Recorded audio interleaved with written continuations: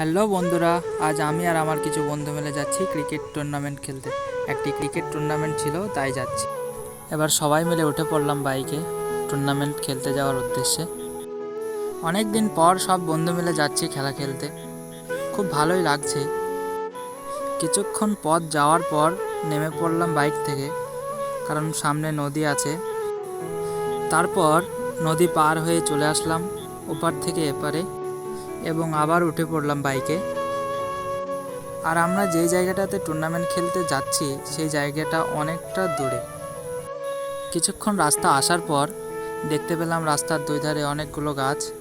গাছগুলো দেখতে খুব সুন্দর লাগছে, সত্যি খুব সুন্দর লাগছে দেখতে। এটা একটা বিএসএফ ক্যাম্প, আর এই ক্যাম্পের পাশ দিয়েই আমরা চলে যাচ্ছি।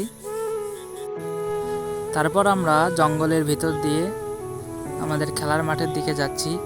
কি ঘন জঙ্গল রে বাবা, শুধু জঙ্গল আর জঙ্গল। সত্যি খুব সুন্দর একটা জায়গা। আজকে খুব ভালো লাগছে এই জায়গাটাতে এসে।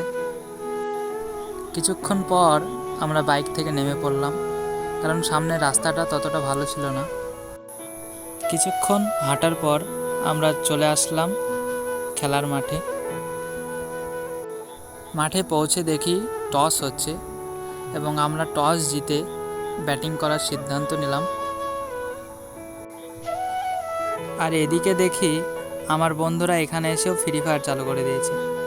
ফ্রি ফায়ার লাভার হলে যা হয় আর কি। সো বন্ধুরা, আজকে এই পর্যন্তই। ভালো থাকবেন, সুস্থ থাকবেন, টাটা।